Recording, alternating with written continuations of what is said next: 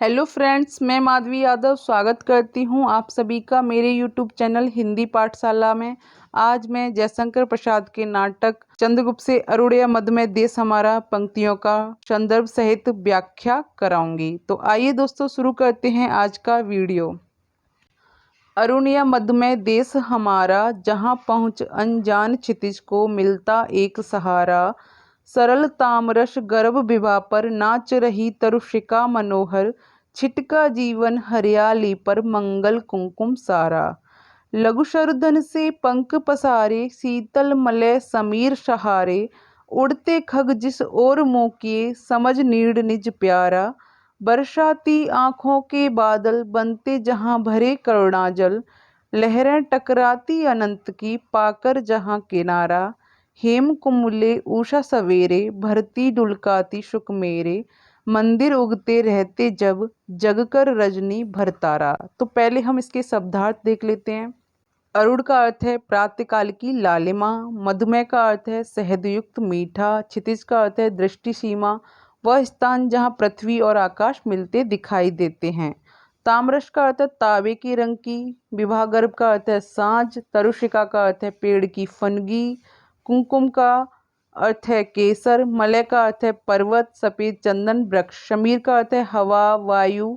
मंगल का अर्थ है शुभ कार्य। केसर का अर्थ है कुमकुम। लघु का अर्थ है छोटे। शूरधन का अर्थ है देवताओं के धनुष। खग का अर्थ है पक्षी। निज ऋण का अर्थ है अपना घर। अनंत का अर्थ है अनेक, असीम, जिसका अंत न हो। हेमकुंभ का अर्थ है सोने का घड़ा। मदिरा का अर्थ है नशे में। रजनी का अर्थ है रात में।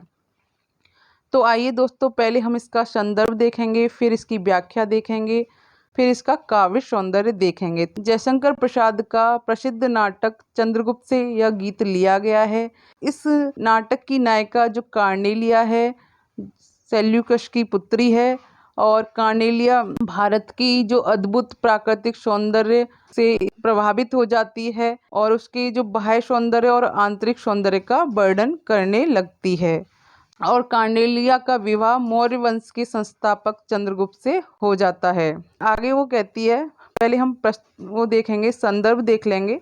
संदर्भ किस तरीके से लिखा जाता है तो देखेंगे। प्रस्तुत गीत छायावादी कवि जयशंकर प्रसाद के ऐतिहासिक नाटक चंद्रगुप्त से लिया गया है, जिसे हमारी पाठ्य पुस्तक हिंदी भाषा और साहित्य में संकलित किया गया है। फिर हम लिखेंगे प्रसंग। तो प्रसंग में हम बताएंगे कि प्रस्तुत गीत में जयशंकर प्रसाद ने भारत की महिमा तथा देश प्रेम का वर्णन किया है। शैल्यूकस की जो पुत्री है कार्नेलिया, भारत की सभ्यता तथा संस्कृति से इतनी प्रभावित होती है कि वो भारत को अपना देश मानने लगती है। तो प्रस्तुत गीत में उसने भारत के बाह्य तथा आंतरिक सौंदर्य का वर्णन किया है। भारतवासियों की उदारता, संवेदनशीलता, सहृदयता का इन पंक्तियों में बड़ा ही मार्मिक चित्रांकन किया गया है। फिर हम देखेंगे इसकी व्याख्या। तो पहले हम दोस्तों देखेंगे, हम दो दो पंक्तियों को पढ़ेंगे, फिर उसका अर्थ कर लेते हैं और इसकी एक साथ व्याख्या कर लेंगे। तो अरुण या मध्य में देश हमारा, जहाँ पहुँच अनजान क्षितिज को मिलता एक सहारा। तो अरुण का शाब्दिक अर्थ मैंने बताया लाल रंग या सूर्योदय का, जो सूर्योदय की जो लालिमा होती है। तो कवि ने यहाँ पर क्या बताया, जो कार्नेलिया राजकुमारी है तो उसके माध्यम से कहना चाहता है कि जो सूर्योदय के समय की जो लालिमा है, जो भारतवर्ष की क्या है, समृद्धि, प्रेम, ज्ञान और सभ्यता का प्रतीक है। क्योंकि भारत भूमि पर सर्वप्रथम क्या हुआ था, ज्ञान और सभ्यता रूपी सूर्य का उदय हुआ है। तो कवि ने भारत भूमि को मधुमेह की संज्ञा दी है, क्योंकि भारतवासियों के हृदय में सभी के लिए क्या है, अनुराग है, प्रेम है, अपनत्व है और मिठास की भावना भरी हुई है। और आगे कवि कहते हैं कि जो जहाँ पहुँच अनजान क्षितिज को मिलता एक सहारा। तो क्षितिज का शाब्दिक अर्थ है वह काल्पनिक स्थान जहाँ धरती और आकाश मिलते हुए प्रतीत होते हैं। तो यहाँ कवि कहना चाहता है कि भारत एक विशाल देश है, जहाँ दुनिया भर के अपरिचित और अनजान लोगों को भी यहाँ आश्रय प्राप्त हो जाता है। जो भारतवासी अपने जो भारतवासी अतिथियों को, शरणार्थियों को, सभी को आदर सम्मान के साथ देखते हैं और कार्नेलिया इस अपनत्व और स्नेह को प्राप्त होती है। तो वो बताती कि यहाँ के लोगों के जो यहाँ के लोगों की प्रवृत्ति ऐसी है, जो अनजान व्यक्ति है उनको भी ये देश अपना प्रतीत होने लगता है, और यहाँ के लोगों की वो प्रशंसा करती है कि अनजान क्षितिज को मिलता एक सहारा।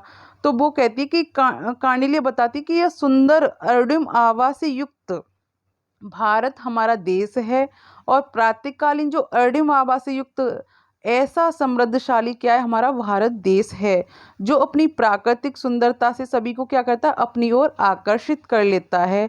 और भारत की सभ्यता तथा संस्कृति इस प्रकार की है कि यहाँ अनजान व्यक्तियों को भी क्या होता है, आश्रय प्राप्त होता है। तो यही कारण है, वो कहती है कि यही कारण है कि विभिन्न विदेशी यहाँ आए तथा यहाँ की सभ्यता और संस्कृति से प्रभावित होकर क्या हो गए, यहाँ के निवासी बन गए।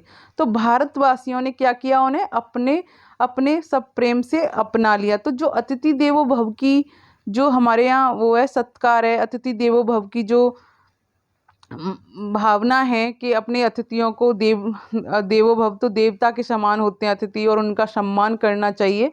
तो इसमें बताया गया है कि किस तरीके से जो भारतवासी हैं वो दूसरों को, जो अपरिचित अनजान व्यक्ति हैं उनको भी सहारा प्राप्त होता है। तो विदेशियों के माध्यम से जयशंकर प्रसाद ने भारत देश की समृद्धि, ज्ञान और राष्ट्रीय चेतना को जागरूक किया है।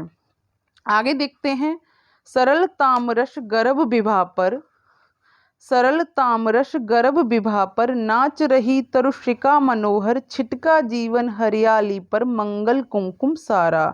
लघु सरदन से पंख पसारे, शीतल मलय समीर सहारे, उड़ते खग जिस ओर मुँह किए, समझ नीड़ निज प्यारा। तो यहाँ पर जो छिटका जीवन हरियाली पर, तो इसका अर्थ है कवि ने जो प्रातःकालीन जो सूर्य की जो लालिमा की तुलना किससे की है, जो रस परिपूर्ण कमल के भीतरी भाग की जो चटकदार लाल रंग से की है। तो सूर्य की किरणों की जो लालिमा वृक्षों की जो शिखाओं पर फैली हुई है, और वृक्ष प्रातःकालीन वायु के जो मंद मंद झोंकों में मदोमस्त होकर ऐसा प्रतीत होते हैं नृत्य कर रहे हैं। तो यह प्राकृतिक सौंदर्य देखकर कार्नेलिया क्या होती है, मंगलमय मंगल प्रभात जा अनुभव कर उल्लास से भर उठती है। जो मंगल का जो प्रभात है अनुभव करके वो क्या करती है, उल्लास से भर उठती है। तो वो कह रहे हैं, जयशंकर बता रहे हैं कि कार्नेलिया भारत की जो प्राकृतिक सौंदर्य को देखकर, उसकी सुंदरता को देखकर कहती है कि भारत की जो प्राकृतिक सुंदरता का वर्णन करते हुए कार्नेलिया कहती है कि भारत की प्राकृतिक सुषमा तो अपूर्व है। प्रातःकालीन जो सूर्य की लाल लाल जो किरणें जब कमल कोष पर गिरती हैं या पड़ती हैं, तो ऐसी अरुणिम आभा का उदय होता है, जिससे युक्त होकर क्या होता है, हरे भरे पेड़ों की चोटियां सौंदर्य से युक्त होकर क्या करने लगती हैं, नृत्य करते हुए प्रतीत होती हैं। हरे पौधों पर लाल किरणों की जो छटा को देखकर ऐसा लगता है मानो जीवन की हरियाली में किसी ने लाल मांगलिक रोली का छिड़काव कर दिया हो। आगे है, लघु सरदन से पंख पसारे का अर्थ है, यहाँ पर कवि क्या कह रहा है कि पक्षियों का उदाहरण देते हुए कवि बताता कि भारत भूमि, उन्हें अपना जो भारत भूमि है, जो विदेशियों को इन्होंने पक्षियों से तुलना की है, तो कहते हैं भारत भूमि उन्हें अपना घोंसला सा प्रतीत, मतलब जो भारत भूमि है उसको कैसा लगता है, अपना घोंसला सा प्रतीत होता है। तो जो जिसके फलस्वरूप वो क्या होते हैं, सतरंगी रूप रंग वाले पंखों को फैलाए हुए क्या कहते हैं, मलय पर्वत के, मतलब जो मलय पर्वत के निकट जो चंदन वन में बहने वाली जो सुगंधित वायु के सहारे क्या होते हैं, उड़ते हुए प्रतीत होते हैं और भारत भूमि की ओर चले आते हैं। उन्हें लगता है कि पावन भूमि उनका अपना घर है, अपना घोंसला है। वो विदेशियों को ऐसा प्रतीत होता है कि भारत भूमि ऐसा है कि हमारा खुद का निवास स्थान हो। तो यहाँ पर जो भारत भूमि के प्रातःकालीन जो दृश्य है वो क्या है, अत्यंत आकर्षक प्रतीत हो रहा है। और प्रातःकालीन जो आसमान में क्या हो रहा है, हजारों पक्षी अपने इंद्रधनुषी पंखों को फैलाकर पवन का सहारा लेकर उड़ते हुए दिखाई देते हैं। और पक्षी भी इस भारत को क्या समझ रहे हैं, पक्षियों का मैंने खग्गा बताया था कि जो विदेशियों से उनकी तुलना की है कि विदेशी, तो पक्षी भी इस भारत भूमि को क्या समझ रहे हैं, अपना घोंसला बनाकर यहाँ के आकाश में प्रसन्नता का अनुभव करते हुए प्रतीत हो रहे हैं। तो भारत भूमि के प्रति मानव ही नहीं पक्षी भी आकर्षित होते हैं। और आगे है, बरसाती आंखों के बादल बनते जहां भरे करुणा जल, लहरें टकराती अनंत की पाकर जहाँ किनारा, हेम कुमले ऊषा सवेरे भरती डुलकाती शुक मेरे, मंदिर उगते रहते जब जगकर रजनी भर तारा।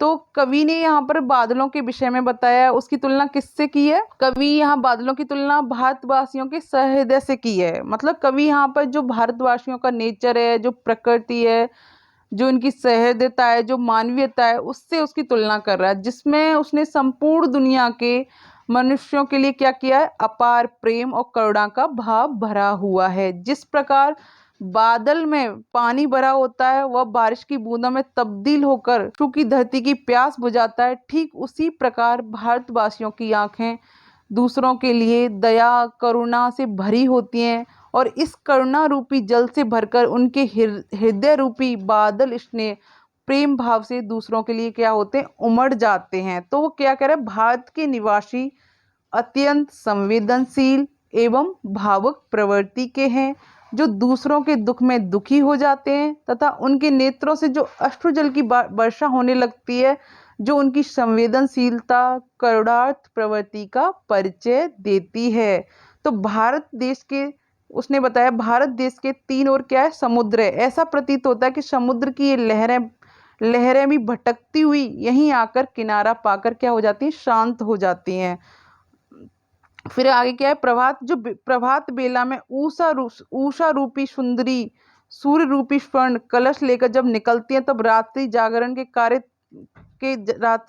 जागरण के कारण तारे मधुर भाव लिए उगते से दिखाई पड़ते हैं। भाव यह है कि उषा काल में तारे डूबते से लगते हैं, और तत्पश्चात एक सुनहरे कलश की भांति आकाश में क्या होता है? सूर्य उदित हो जाता है। तो इस प्रकार इसकी व्याख्या की गई है। नीड़ और किनारे से इसका अर्थ, इन शब्दों का जो प्रयोग किया है कवि ने, तो इसमें कवि ने इन शब्दों के द्वारा यह सिद्ध करना चाहता है कि भारतवासियों की जो उदारता, स्नेह की भावना और दूसरे देशों के मनुष्यों को ही नहीं बल्कि पक्षियों को भी अपनी ओर आकर्षित करती है। और ये भारत भूमि जो अपना घर समझते हैं, दुनिया भर के दुखी अशांत पीड़ित मनुष्यों को भारत भूमि पर आकर ही ज्ञान, सभ्यता, योग, अध्यात्म आदि दर्शन की प्राप्ति होती है। फिर इसका हम काव्य सौंदर्य भी देख लेंगे दोस्तों। काव्य सौंदर्य में देखेंगे भारत के प्राकृतिक सौंदर्य का मनोरम चित्रण किया गया है। छायावादी शैली में प्रकृति चित्रण किया गया है। ऊषा तथा तारों का क्या किया गया? मानवीकरण किया गया है। तरुशिका को नृत्य करते हुए दिखाया गया है, तो यहाँ पर भी मानवीकरण अलंकार होगा। अनजान क्षितिज में लक्षणा शब्द शक्ति है और मानवीकरण अलंकार है। जीवन हरियाली में रूपक है तथा हरियाली प्रसन्नता का प्रतीक भी होती है। छिटका जीवन सारा में उत्प्रेक्षा अलंकार है। आंखों के बादल करुणा जल हेमकुंभ में रूपक अलंकार है। लघु शूरधन से पंख पसारे में उपमा अलंकार है। शब्द चयन, नाद सौंदर्य एवं चित्रात्मक शैली का प्रयोग इस गीत में किया गया है। प्रस्तुत गीत की भाषा शुद्ध संस्कृतनिष्ठ परिनिष्ठित हिंदी खड़ी बोली है। अगर मेरी वीडियो आपको पसंद आई है तो वीडियो को लाइक करें और शेयर करें। साथ ही साथ जो भी इस चैनल पर नए हैं वो चैनल को सब्सक्राइब कर दें। आज की वीडियो यहीं समाप्त होती है। अगर इस वीडियो से रिलेटेड आपके पास कोई भी क्वेरी है तो नीचे कमेंट बॉक्स में जाकर मुझे पूछ सकते हैं। ओके फ्रेंड्स, तो मिलते हैं जल्दी एक और नई वीडियो के साथ। तब तक आप अपना ध्यान रखिएगा, ख्याल रखिएगा। धन्यवाद दोस्तों।